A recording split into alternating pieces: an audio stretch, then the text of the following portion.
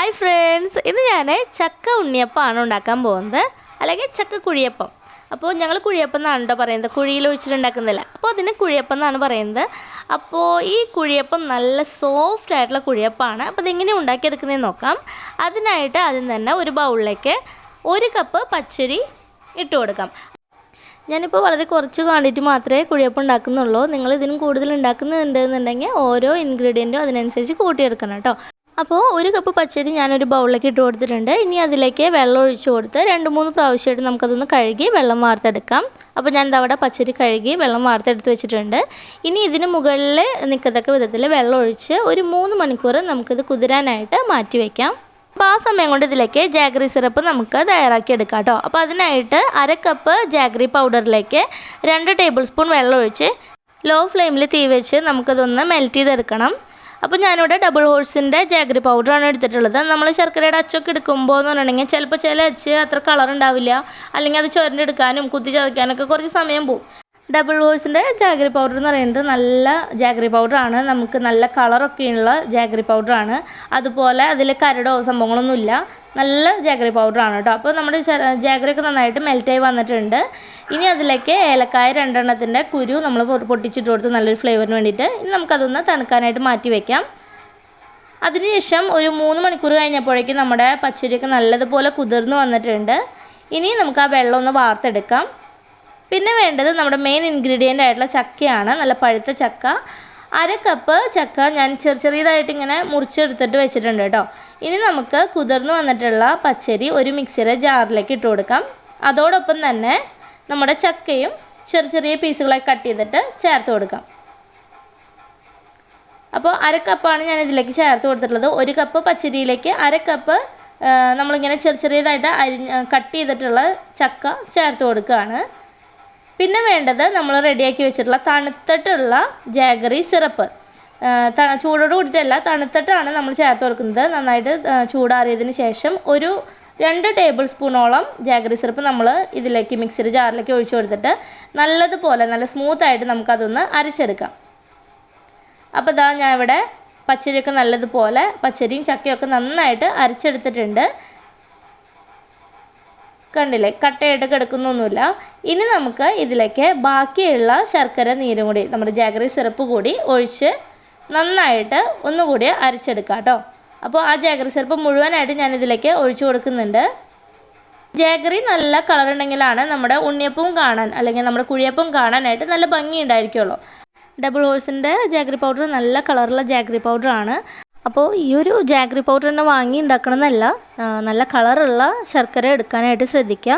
Jaggery വെച്ചിട്ടുണ്ടാക്കുന്നതെല്ലാം ഞാൻ double ഹോഴ്സിൻ്റെ jaggery powder കൊണ്ടാണ് ഉണ്ടാക്കാറുള്ളത്.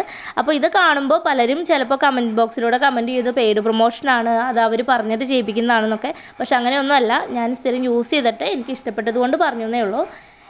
അങ്ങനെ നമ്മൾ അരച്ചെടുത്തിട്ടുള്ള മാവ് ഒരു ബൗളിലേക്ക് ഒഴിച്ചു കൊടുത്തു. അതിലേക്ക് 1 നുള്ളു ഉപ്പ്, മധുരം ഒന്ന് ബാലൻസ് ചെയ്യാൻ 1 നുള്ളു ഉപ്പും അതുപോലെ നെയ്യിൽ വറുത്തിട്ടുള്ള നാളികേര കൊത്തും ചേർത്ത് കൊടുത്തിട്ടുണ്ട്. അത് ഓപ്ഷനിലാണ് കേട്ടോ. നാളികേരം നിങ്ങൾക്ക് ഇഷ്ടമല്ല എന്നുണ്ടെങ്കിൽ ചേർത്ത് കൊടുക്കേണ്ട. ഇഷ്ടമാണെന്നുണ്ടെങ്കിൽ ഇതുപോലെ ചെറിയ പീസുകളായി കട്ട് ചെയ്തിട്ട് നെയ്യിലൊന്ന് വറുത്തെടുത്ത് ചേർത്ത് കൊടുക്കാം. ഇനി അതവിടെ അടച്ചു വെച്ചിട്ട് ഒരു 12 മണിക്കൂർ ഞാൻ റെസ്റ്റ് ചെയ്യാനായിട്ട് മാറ്റി വെച്ചിട്ടുണ്ടായിരുന്നു. ഞാൻ തലേദിവസം രാത്രി അരച്ചിട്ട് പിറ്റേ ദിവസം രാവിലെയാണ് ഇതുണ്ടാക്കിയെടുക്കുന്നത് കേട്ടോ. അപ്പോൾ ഇതാ കണ്ടില്ലേ, നമ്മുടെ മാവൊക്കെ ചെറുതായിട്ട് ഇങ്ങനെ ഒന്ന് പൊങ്ങി വന്നിട്ടാണ് ഇരിക്കുന്നത്. ചെറുതായൊരു പൊങ്ങിച്ചുണ്ട് ഫെർമെൻറ്റേഷൻ നടന്നിട്ട്. അപ്പോൾ ഇതാ നമ്മുടെ മാവ് റെഡിയായി. ഇനി നമ്മുടെ കുഴിയപ്പച്ചട്ടി ചൂടാക്കിയിട്ട് അതിലേക്ക് വെളിച്ചെണ്ണ ഒഴിച്ച്, വെളിച്ചെണ്ണ നന്നായിട്ട് ചൂടായി വരണം. എന്നിട്ട് നമ്മുടെ മാവ് കുറേശ്ശെയായിട്ട് ഓരോ കുഴിയിലേക്കും ഒഴിച്ചു കൊടുക്കാം. അപ്പോൾ നമ്മൾ ഈ മാവ് ഒഴിക്കുന്ന സമയത്ത് തീ ഹൈ ഫ്ലെയിമിൽ വേണം വെക്കാനായിട്ട്. അങ്ങനെ മാവ് ഒഴിച്ചതിന് ശേഷം തീ മീഡിയത്തിലോട്ട് മാറ്റാം.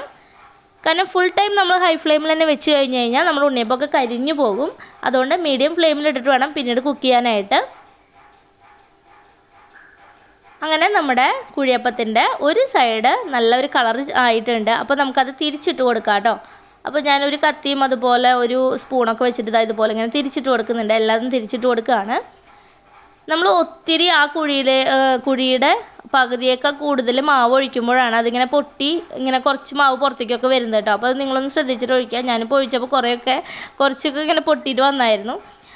ഇനി നമുക്കത് മീഡിയം ഫ്ലെയിമിൽ തീ വെച്ച് തിരിച്ചും മറിച്ചൊക്കെ ഇട്ട് നല്ലൊരു കളറാവുന്നത് വരെ നമുക്ക് ഇതൊന്ന് ഫ്രൈ ചെയ്തെടുക്കാം. അപ്പോൾ ഇത്രയേ ഉള്ളൂ നമ്മുടെ ചക്ക കുഴിയപ്പം എന്ന് പറയുന്നത്. നല്ല ടേസ്റ്റി ആയിട്ടുള്ള കുഴിയപ്പമാണ്. നമ്മൾ കുറേ നേരം അത് റെസ്റ്റ് ചെയ്യാനായിട്ട് വെക്കുന്നത് കൊണ്ട് തന്നെ നല്ല സോഫ്റ്റ് ആയിട്ടുള്ള കുഴിയപ്പമാണ്. പുറമേ നല്ല ക്രിസ്പി പോലെയും അതുപോലെ ഉള്ളിൽ നല്ല സോഫ്റ്റ് ആയിട്ടുള്ള കുഴിയപ്പമാണ് കേട്ടോ. കാണാൻ നല്ല ഭംഗിയാണ്, അതുപോലെ കഴിക്കാനും സൂപ്പറാണ്. അപ്പോൾ നിങ്ങളൊന്ന് ട്രൈ ചെയ്ത് നോക്കണം. നിങ്ങൾക്ക് വീഡിയോ ഇഷ്ടമാവുകയാണെന്നുണ്ടെങ്കിൽ ലൈക്ക് ചെയ്യാനും ഷെയർ ചെയ്യാനും കമൻറ്റ് ചെയ്യാനും മറക്കരുത് കേട്ടോ. ഞാൻ ഇതിന് മുമ്പ് നമ്മുടെ ചക്കക്കുഴിയപ്പം തന്നെ ഇൻസ്റ്റൻ്റ് ആയിട്ട് ഉണ്ടാക്കിയെടുക്കുന്ന ചക്കക്കുഴിയപ്പം ഉണ്ടാക്കിയിട്ടുണ്ടായിരുന്നു. അപ്പോൾ അത് കാണാത്തവരുണ്ടെന്നുണ്ടെങ്കിൽ അതിൻ്റെ ലിങ്ക് ഞാൻ ഡിസ്ക്രിപ്ഷൻ ബോക്സിൽ കൊടുക്കാം. ചിലപ്പോൾ എല്ലാവർക്കും ഇതുപോലെ ഒത്തിരി സമയം വെച്ചിരിക്കാനുള്ള ക്ഷമയൊന്നും ഉണ്ടാവണമെന്നില്ല. അപ്പോൾ അവർക്ക് പെട്ടെന്ന് ഉണ്ടാക്കിയെടുക്കാൻ പറ്റുന്ന ചക്കക്കുഴിയപ്പത്തിൻ്റെ റെസിപ്പി ഞാൻ മുമ്പ് ഇട്ടിട്ടുണ്ട്. അപ്പോൾ അത് കാണാത്തവരെ ഒന്ന് കണ്ടു നോക്കുക. അപ്പോൾ ഇവിടെ നമ്മുടെ ഒരു ട്രഡീഷണൽ രീതിയിലുള്ള ചക്കക്കുഴിയപ്പം റെഡി ആയിട്ടുണ്ട്. അപ്പോൾ എല്ലാവരും ട്രൈ ചെയ്ത് നോക്കുക. ഇനി ഇത് നമുക്ക് ഒരു ടിഷ്യൂ പേപ്പറിലോട്ട് വെച്ച് കൊടുക്കാം. അപ്പോൾ അതിൽ എക്സസ് ആയിട്ടുള്ള എണ്ണ ഉണ്ടെങ്കിൽ അതിലേക്ക് പൊക്കോളൂ കേട്ടോ. ഈ ഒരു കുഴിയപ്പത്തിൽ ഒത്തിരി എണ്ണയൊന്നും ഉള്ളിലോട്ട് കയറിയിട്ടൊന്നുമില്ല കേട്ടോ. നല്ല സോഫ്റ്റ് നല്ല ടേസ്റ്റി ആയിട്ടുള്ള കുഴിയപ്പമാണ്. അപ്പോൾ എല്ലാവരും ഒന്ന് ട്രൈ ചെയ്ത് നോക്കുക. നിങ്ങൾക്ക് വീഡിയോ ഇഷ്ടമാവുകയാണെന്നുണ്ടെങ്കിൽ ഞാൻ നേരത്തെ പറഞ്ഞതുപോലെ ലൈക്ക് ചെയ്യുക, ഷെയർ ചെയ്യുക, കമൻറ്റ് ചെയ്യുക. എൻ്റെ ചാനൽ ഇതുവരെ സബ്സ്ക്രൈബ് ചെയ്യാത്തവരാണെന്നുണ്ടെങ്കിൽ ഒന്ന് സബ്സ്ക്രൈബ് ചെയ്ത് സപ്പോർട്ട് ചെയ്യണേ. Thanks for watching.